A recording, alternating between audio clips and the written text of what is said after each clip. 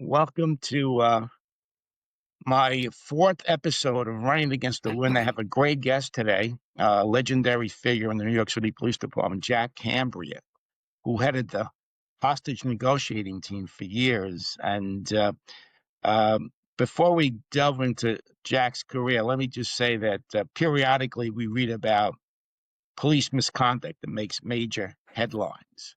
And people form a perception about policing and the job based on those headlines, but not enough is said or reported about the tens of thousands of police officers who do a great job on a daily basis, helping people and then just Exactly. retiring and moving on with their lives, like Jack. I had positive experiences as a teacher and a drug prevention specialist in Sunset Park, Brooklyn, at Dewey Junior High School. I worked with the 72nd Precinct and social service agencies to address a really difficult youth gang problem in those days in Sunset Park, and met some great officers. Then I was elected to the city council, represented part of Sunset Park, and worked with a new team called CPOP, headed by a great Sergeant Andy McGovern, who I think Yes. Jack belonged to that team. And we worked closely with block associations, community groups, and solved a lot of problems and improved the quality of life in that area.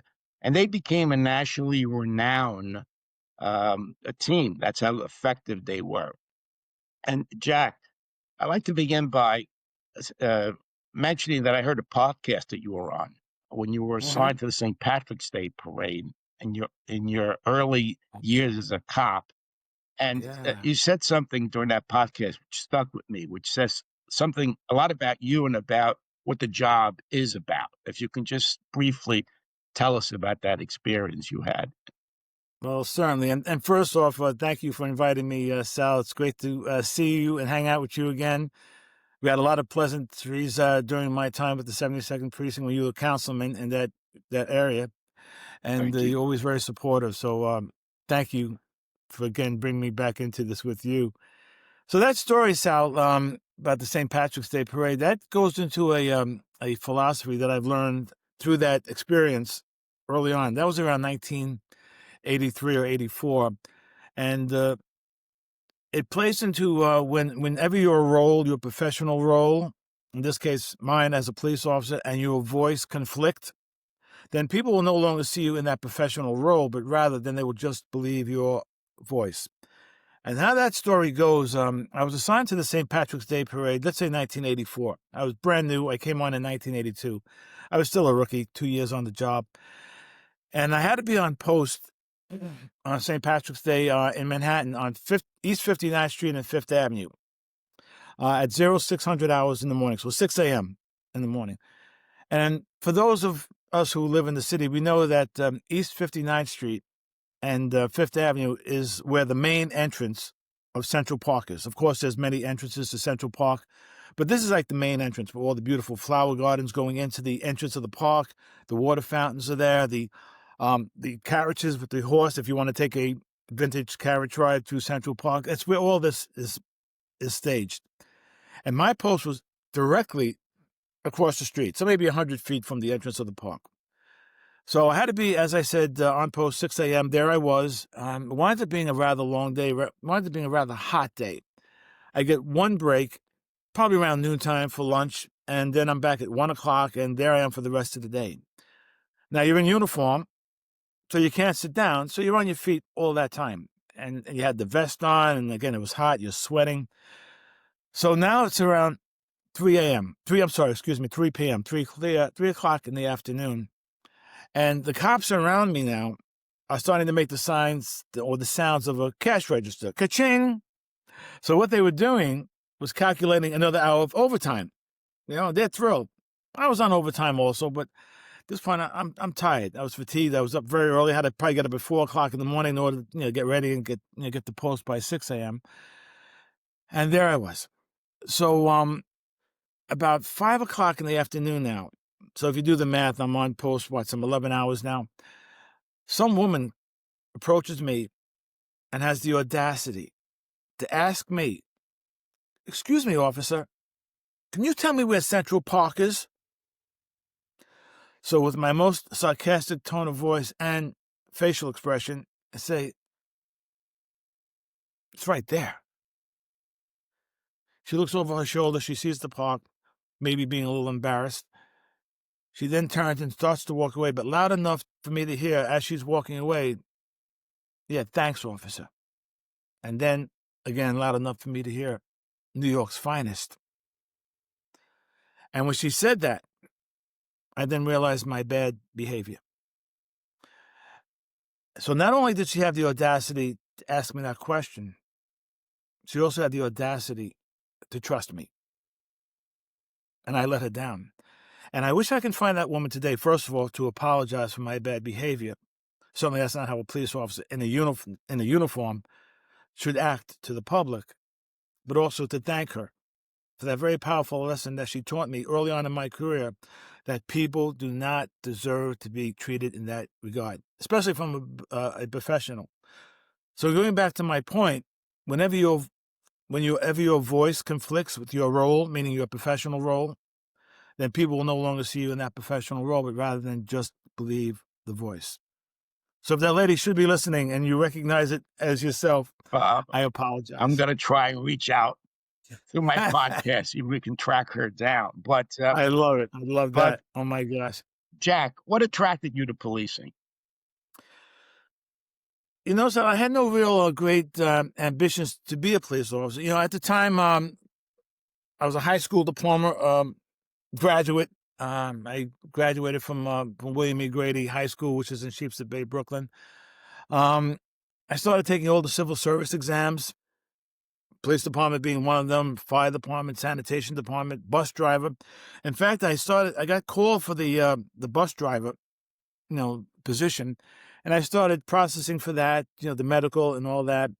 And while that was going on, I got a letter from the police department that I had passed their entrance exam. And if I was interested to call this number, and never thought about it, but I think maybe I'd like to be a police officer. And I called the number, and then again went through the process with that, and the rest is history. I got the position. I tell you, Sal, I got to think it was the right decision for me over time. I did have a charmed career, which you might get into or not. Yes. But so that's how that well, kind of we were lucky. about. We were lucky you took that job. New York City was lucky. Well, let me. Thank you. I know you work with Andy McGo in the CPOP team. Tremendous group. I talk about it a lot, and it's just about the people that were there. Sometimes when you replicate something and you don't have the right personnel, it's not as effective. And that team had all of the right characteristics. How did you transition from the community CPOP program to the hostage negotiating team, and then how did you become the head of it? Well, I think that was all part of the process. So CPOP, for the audience members who might not be aware of it, it stands for Community Police on Patrol. And at the time, so it was 1984, I can even tell you the month it started, June of 84. It was a pilot program in the New York City Police Department by the way, you should know that I was at the press conference with Ben Wood and Ed Koch in the 7-2 precinct, and we announced it. But go ahead. Oh, my gosh. Well, yes. So I had to be in that audience as well. And it was a pilot program to get the police officers on foot out of the radio cars, because in the radio cars, you're busy answering 911 calls. You really work for 911. You don't work for the police department. Answering call after call, racing from one job to the next. Your windows are up in the summertime. You have the air conditioning on. You can't really get in touch with the community. So the idea was to put police officers. It was a nine-member unit, 9 police officers. There was a coordinator, Debbie LaPedra, may she rest in peace, and who was Andy's assistant. And then, as you mentioned, Sergeant Andy McGooey, who's a legend in the police department. Retired now also, and I'm still very much in touch with him. In fact, he celebrated his 80th birthday. Yeah, I have to reach out to Andy, actually. Oh, yeah, you do. Please do. He's a legend. So I had the honor of going up to surprise him with a lot of other people. Pat Russo, who you might remember as well, Sergeant Patty Russo, another legend in the police department. So it started. So I was one of the 9 selected members for this unit. Before that, I was doing patrol, as I mentioned, and then so this was a new concept for me as well. Man, a steady foot post. I'm not sure about that. but we had like 9 or 10 block post areas. It was our area of patrol. And what we started to see emerge was that members of the community started to trust the police officer, because in the past that wasn't really the case, you know. But now they saw us pretty much every day, and they started to confide in us. Officer, got a drug problem on the corner every night about 6 o'clock, 7 o'clock at night. They all start coming out. So Sunset Park is a kind of a depressed area. It has its problems. Well, at the time it didn't. It's improved, I think, over the Mhm. years. So they started to confide in the police officer, and as a result, we'd start forming strategies that would help reduce crime. And all of a sudden, now oh my gosh, they had a resource. Finally, they had somebody to hear their voice, and it worked. It worked so well that after 6 months, they started slowly introducing this program, the CPOP program, into other precincts, and then eventually became a citywide program where every precinct in the city had a CPOP program. So that's how it started. Then after about a year or so, just briefly go through the career, I was asked to go into the anti-crime unit because I had a lot of activity, a lot of arrest activity, quality arrest. And I went into the anti-crime unit. And then after about a year doing that, I applied for the emergency service unit. The emergency service unit is a tactical and a rescue unit in New York City. It's a tactical branch of the New York City Police Department. So a lot of people might know it as a SWAT team, but we didn't call it that. We called it service, emergency service, because of that, dual, focus that we had, rescue and tactics, and everything else that would fall into that category. And so I was accepted into the emergency service unit, where I wound up spending 16 years in doing that work in 3 different ranks. I retired as a lieutenant, but not consecutively. So my career chronology is very easy to put on paper, Sal. So 7-2 precinct, and then the emergency service unit as a police officer. When I got promoted to sergeant, you had to go back to a precinct for a while, back to the 72nd precinct as a sergeant. Then I was invited back to ESU as a sergeant.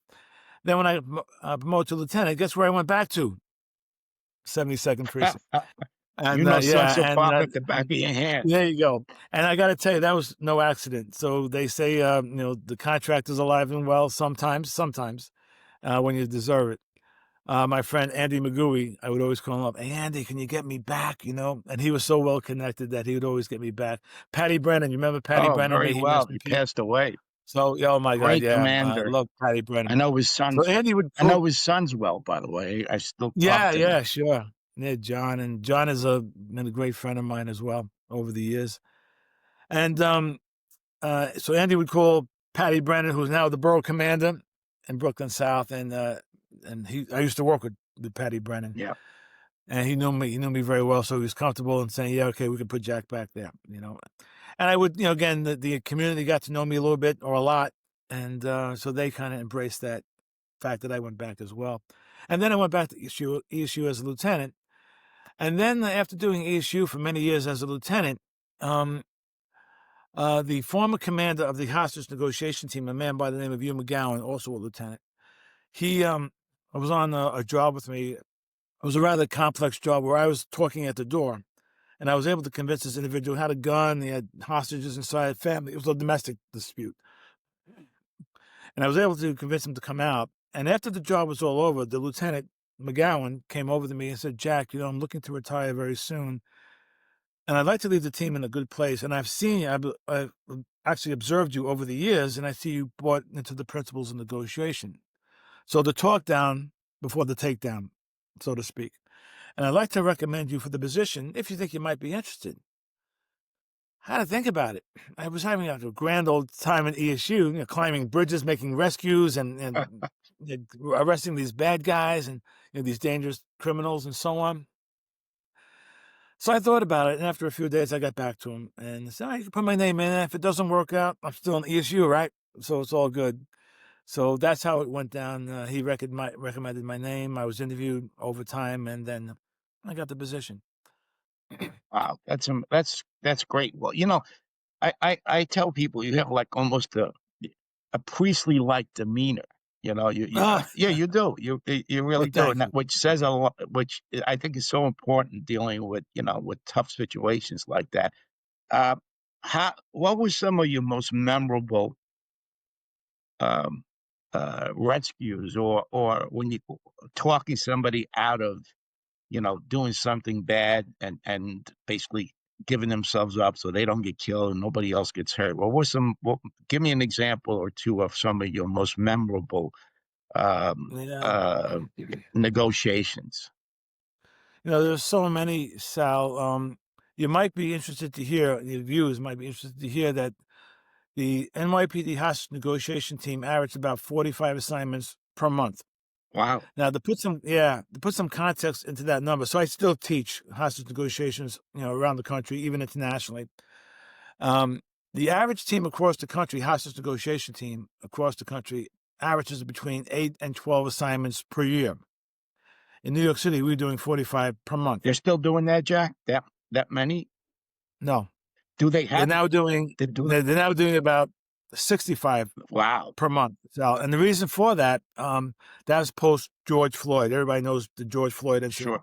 Well, after George Floyd incident, the numbers have increased substantially because the when sometimes when the tactical teams get involved, it might not work out the way that we would want.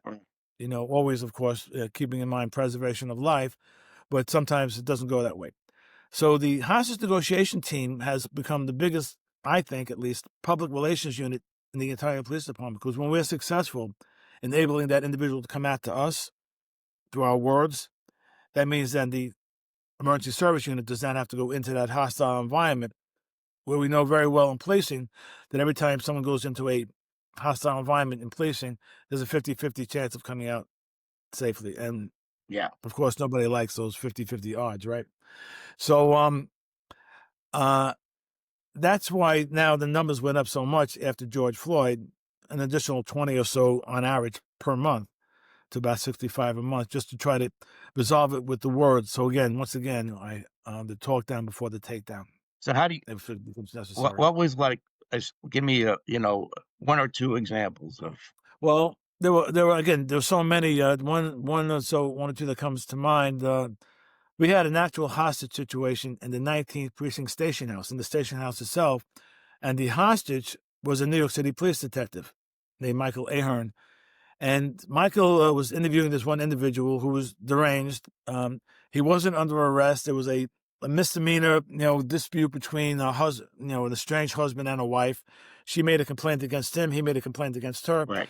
So Michael was trying to distinguish what was going on here, if arrest was even warranted. So he just asked the individual to come into the station house, and he did. He had all kinds of documents that he had law cases against the ex-wife or the estranged wife. And then he winds up having a gun in his waistband. And as the detective is interviewing him, he takes the gun out, pulls him by the tie, sticks the gun to the head. This is in the interrogation room. Wow. And this is where it began. So initially, everybody thought that Michael was overpowered and the individual took his gun, but that was not the case at all. Michael still had his gun with him, but he had to draw on him and he couldn't really do anything. So that was rather intense because it also was personal. So not only was it in one of our homes, our precinct station houses, but it also was kind of one of our own. So we really had to get that right, and it took about 5.5 hours. Myself and another negotiator named Sam Miller, who's now also retired, he and I were able to get this resolved after about 5.5 hours. Because if the tactical team would have had to go in there, probably they would not have beaten that trigger squeeze of this individual, whose name was Adrian Libovici. So, fortunately, it worked out. I give Michael Ahern the lion's share of credit coming out of that safely, because he did not try to be the macho cop and try to overtake him while he had the gun on in his head with the finger on the trigger. So he gets the lion's share of credit for surviving that incident. What And then the guy Libovici was sentenced to 25 years to life. He's still in jail today, as a matter of fact. what kind of methods did you use to have this end peacefully? What? A lot of people think that negotiators need to be good talkers, and there may be a sense of that a little bit. But the true success of a negotiator is their ability to be able to listen, truly listen, and let them talk. There's an 80-20 rule in hostage negotiation work, meaning 80% listening by the negotiator and only 20% talking. If it was the other way around, if the negotiator was doing all the talking, then we couldn't really figure out why we're here today. Right. Before you can look to solve a problem, you have to first identify what that problem is, and the best way to do that is to listen. So let them talk. I call it, Sal, the tea kettle analogy. What is the tea kettle analogy? You want a cup of tea, you put it in the tea kettle, you put it on the flame, and after a period of time, the water starts to boil and steam is released through that relief valve, right? You hear the whistle, so you know that the water is boiling and the steam is being released. What do you think might happen if you got a cork and you put that cork in that relief valve as the steam was trying to come out? Well, the pressure would build up to such a point that the tea kettle would explode, right? It's the same thing with people. If you don't allow people to express their emotions, get those emotions out, then that will build up inside of them, and then they may act out in a violent fashion, commit suicide, Sure. maybe kill somebody. So about getting those emotions out, and that's the job of a negotiator, is to manage people's emotions. And the best way to do that is through listening and getting those emotions out. And then over time, hopefully it'll be resolved. So, And mostly so it is. I think what you're saying is that in order to be a great negotiator, you have to be a good listener, basically, right? Absolutely. That's the key component of it.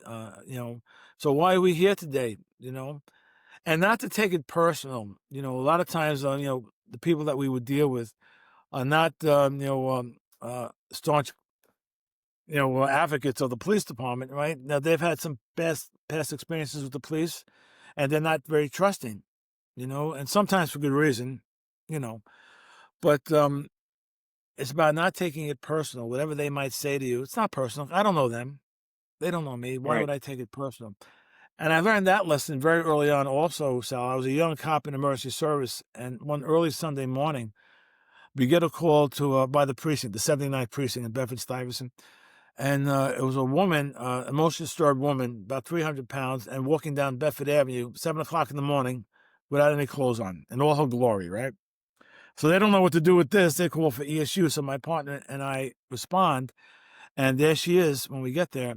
So I pull out a plastic shield that we had, in the truck, and I put a barrier. I stop her, and I put a barrier between her and I, and she lets out with a barrage of, oh my gosh, language I haven't heard in a long time, right?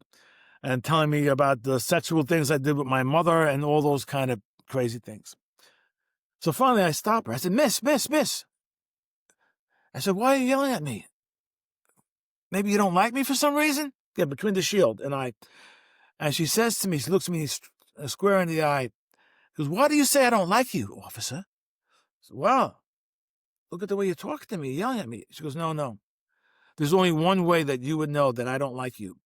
And that would be 1 second before you die, you would see my face. How I interpreted that, Sal, what she was saying to me, officer, you're taking this personal. It's not personal. I'm crazy, but you're taking it personal. So I thank that woman, as crazy as she was, Uh-huh.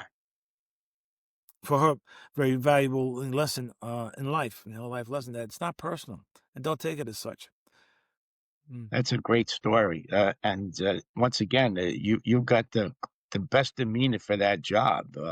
I wonder if everyone who's had that job uh, was really as effective as you. And I mean, when they select somebody to head that team, they've got to be very, very careful about uh, scrutinizing whether they can do the job or not. It's such a very important position that saves lives. That you got to make sure you have the right people. Yeah, Has a it been lot of it's based on recommendations from former commanders right? because they are very protective of the team. Like Hugh McGowan, he wanted to lead the team in a good place, as he Right. told me, and that's how it usually goes. And oftentimes they'll listen to chief of detectives, who we fall under. They'll oftentimes listen to that, you know. And if it doesn't work, they'll adjust. They'll make it. They'll try to make it work. It's usually former the commander will usually select or recommend a former negotiator who's been on the team for many years, who knows how it kind of works, Right. and how what people respond to. And what most people will respond to is respect. You know, going back to that lady at the St. Patrick's Day parade, all she was looking for was a little customer service. That's all she was looking for. And I let her down.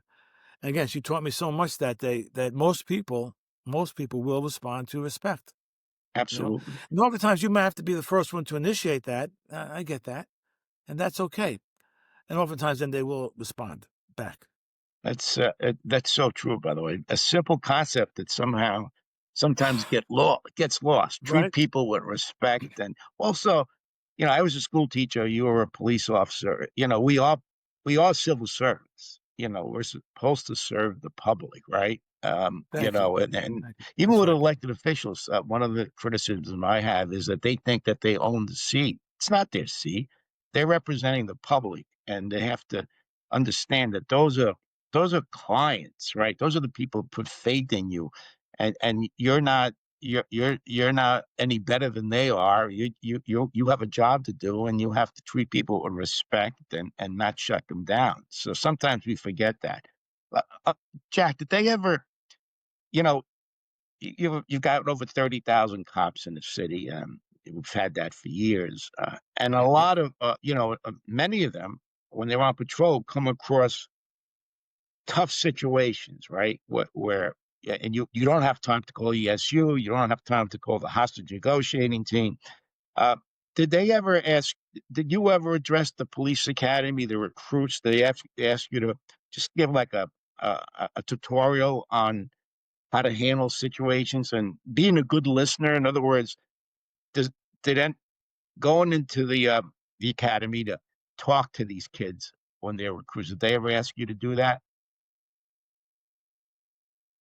In a sense, so the quick answer is not directly, but there's a program, or there was, and I hope it's still going on, called the EPT program. EPT stands for the Emergency Psychological Technician Program, and it started out after the Eleanor Bumpers incident, which is 1984. A lot Remember of it you, well in Bronx. Yep, yeah, very yeah. controversial. Sullivan For the view, Sullivan was the cop, I believe. yeah, he just passed away Oh, like a month ago. I just yeah. saw that on Facebook, and I was sad to see that. But for your viewers, very quickly, Eleanor Bumpers was an elderly female, black, emotionally disturbed woman living in the housing developments in the South Bronx. She was acting out. She was cooking lye, throwing it out the window. So emergency service went to enter into the location.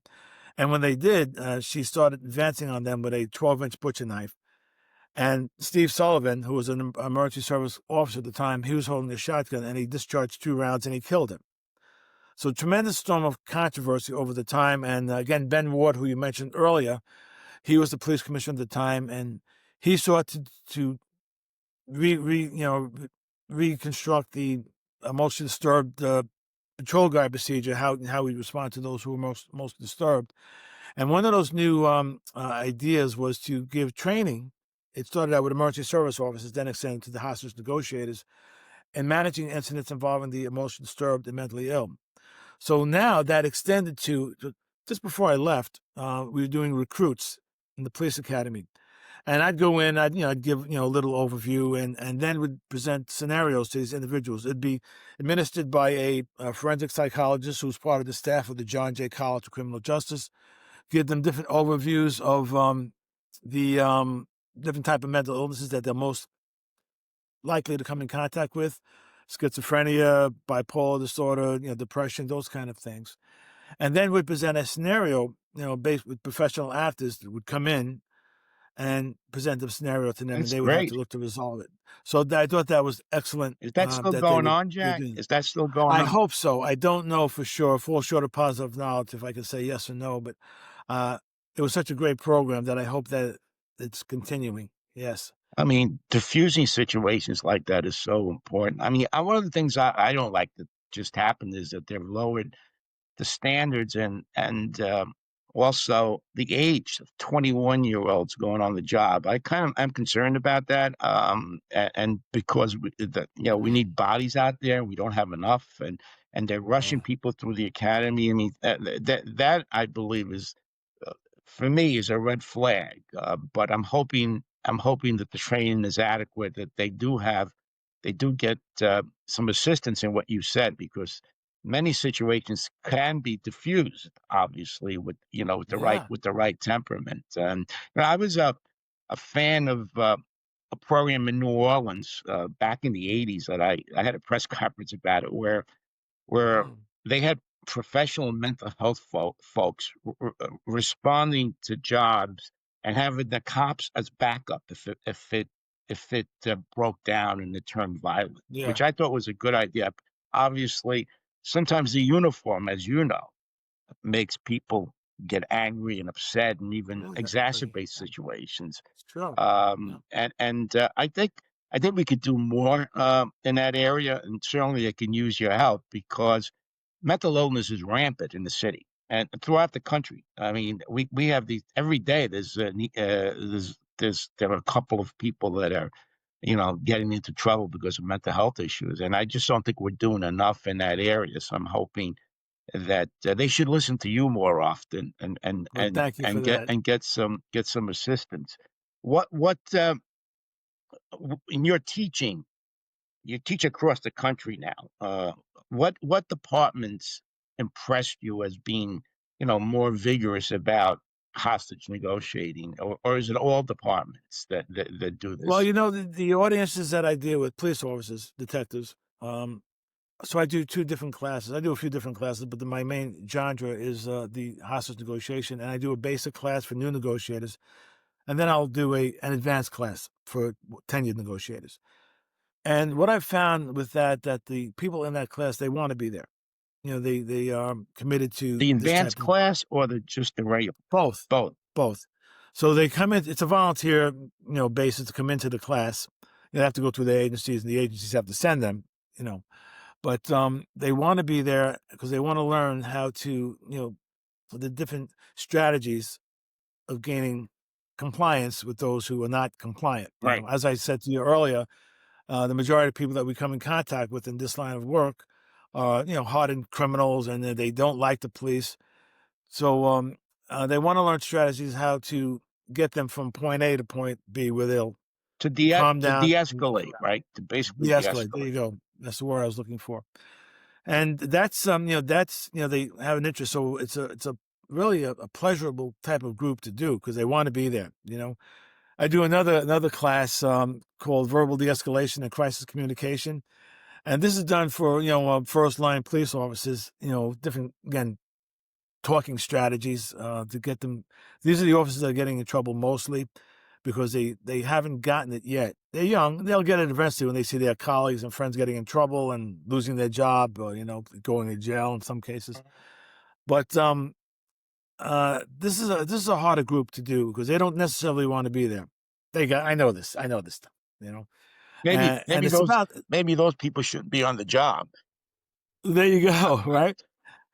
And there's a lot of times they're sent to that class by their chiefs or their sheriffs, because they're on the high civilian complaint earners list. Yes. So they want to check the box that they send them for additional training. Right. So that's a little bit of a tougher group to do, but not the negotiators. They want to be there. Right. They want to be there. So it's a nice experience, for me in the classroom environment, and it goes quickly the week. Yeah. So I think across the country, to answer your question, it's very favorable. And police chiefs and sheriffs, in my case, commissioners, they see the wisdom in sending their people to this class. They're not, these people, I tell them, they're not in the class because they're nice people, although they may very well be, but rather they're in that class because their sheriff, their chief, commissioner, they realize that it's a liability if they do not send them for this kind of training and the job goes very wrong. Because the first thing, if it goes into a civil litigation case in the court of law, the first thing that prosecuting attorney for the other side is going to go after is their training records. Right. When was the last time you went for training in this area? I haven't really, 4 years ago. So there's a national recommendation from the NCNA. The NC is the National Council of Negotiation Associations, and they recommend biannual training, or at least once a year, 40 hours of recurrent training. It doesn't have to be Right. consecutive throughout the course of Sure. the year, but at least 40 hours. And of course, to attend first a basic hostage negotiation class. And those are the standards that are recognized throughout the country, the national standards. And an attorney is going to have a field day, from the other side. That individual didn't go to training. Oh my gosh, why did you fail to comply with Yeah. this directive?